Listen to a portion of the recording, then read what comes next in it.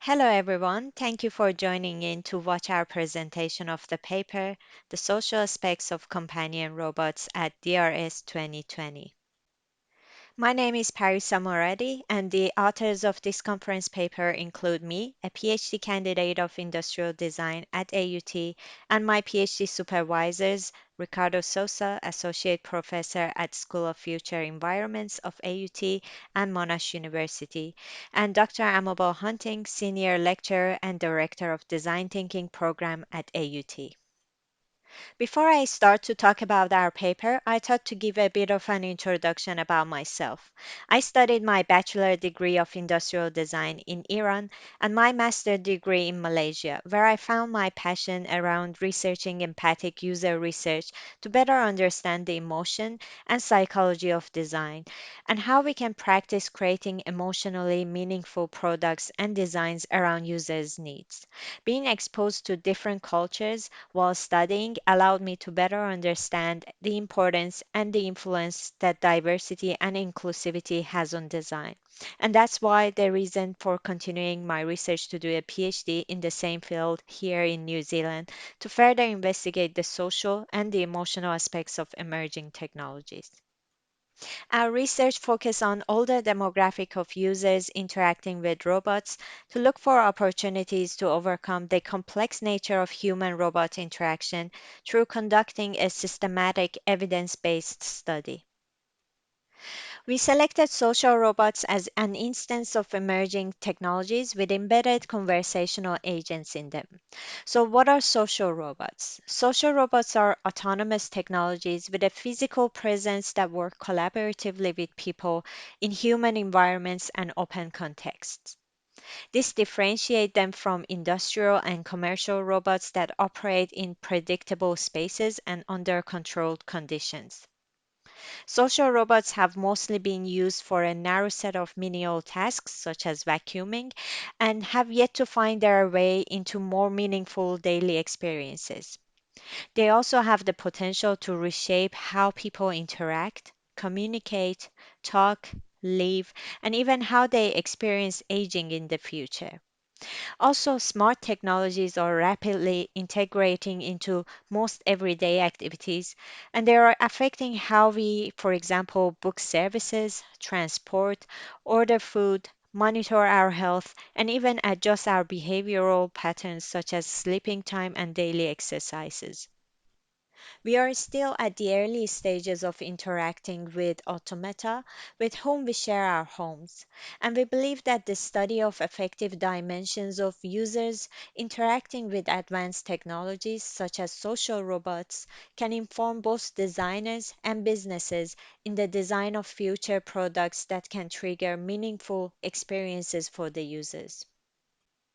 Also, while the study and the market for social robotics have grown rapidly over the last 2 decades, research in human robot interaction that investigate and focus on the social and emotional experience of interacting with robots is still limited. So, the emotional design theory proposed that the emotional dimensions of everyday products can elicit a range of experiences for users. Recent studies identify multidimensional factors shaping user experience and illustrate users' reactions that includes both physiological and behavioral responses. This multifaceted nature of emotions demands a systematic and deep level of understanding of users' behaviors from attitudes and expectations prior to interaction through purchasing, decision making, initial and long term usage, and also post usage. We are proposing that by understanding users' emotions and prioritizing their emotions in all stages of design, especially in the investigating phase before ideating and creating solutions, we can shift from the design centered mindset into an emotion centered approach that can provide a framework for designers to refine new technologies into humanized instruments, create meaningful and engaging experiences with the users, and design solutions based on enhancing users' emotional needs. Our paper centers around the opportunities, challenges, and limitations of using robots as companions by older generation of users. By researching and understanding older users' needs, we can provide an inclusive approach that will enable us to co create the desired future of technologies by focusing on demographics that have seen the most radical changes of technologies over the years.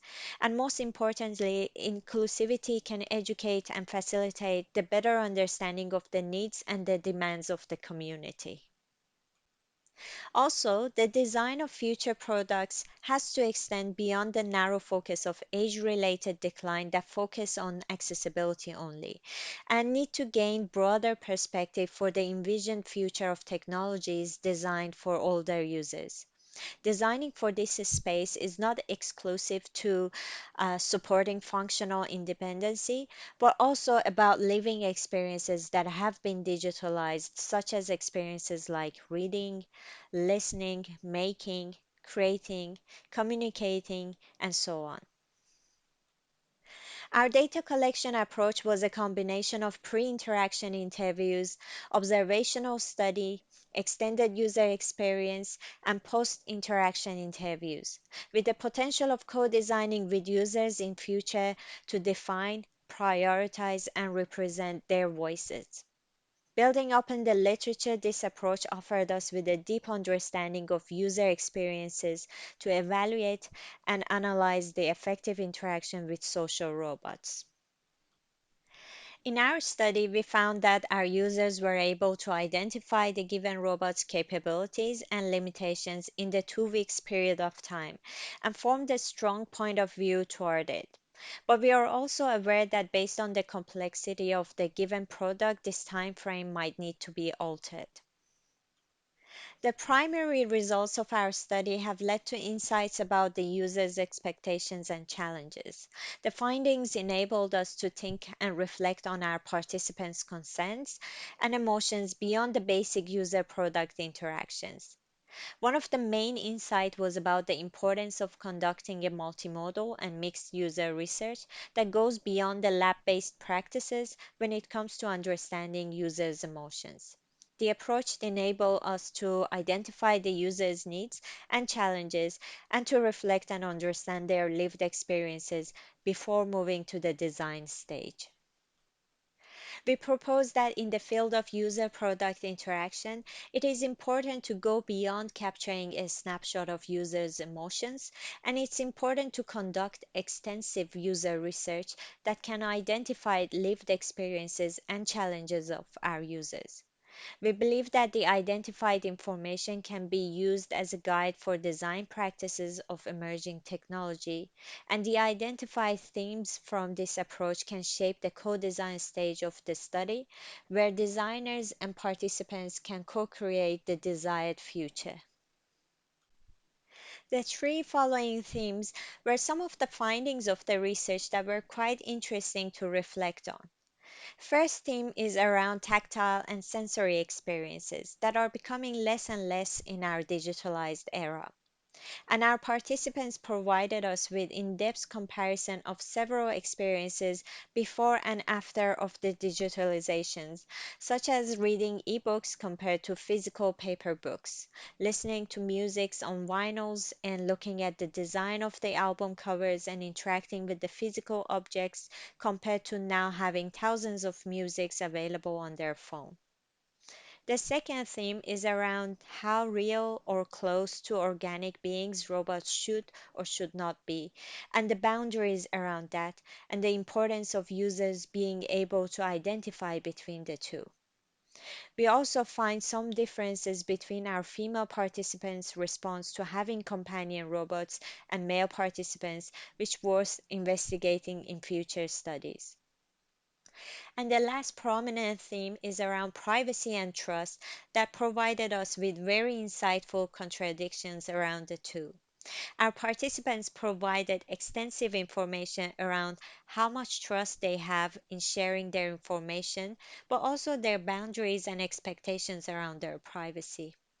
Most participants during the pre-interaction interview session responded positively toward having their information available for businesses and governments in exchange for the benefits that technology provides for them. However, it was interesting that a majority of our participants were not happy with the robot sensors picking up their movements walking around the home and waking up without the command. They refer to the experience as spooky, weird, or annoying, as if the device is constantly listening to them or watching them. You can find our explanation of these three themes in our paper where we discuss them in full length. Our research on emotional aspects of human robot interaction had led us to some interesting insight about usability and functionality of the social robots as well. All of our participants identified the given robot as a fun and cute device, but not practical. They all mentioned that at the end of the day, if a new technology is not useful and does not add a new value to their lives, they would not consider it. They considered the robot as another toy that will potentially end up in their storage room. This was an interesting insight because besides the robot's embedded conversational agent, it had Alexa included in its design as well.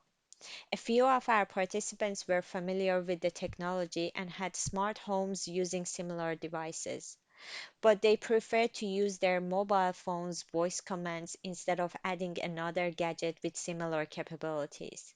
This is quite important within the current context of the robotic designs, as it is very important that the designers pay attention to the fundamental elements of the design, which is usability and functionality.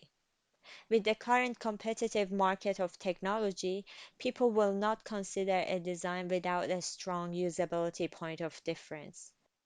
It is crucial to identify what are the values and point of differences of new designs that we are introducing to the market, and not to simply embed them with the current technologies that users already have at hand.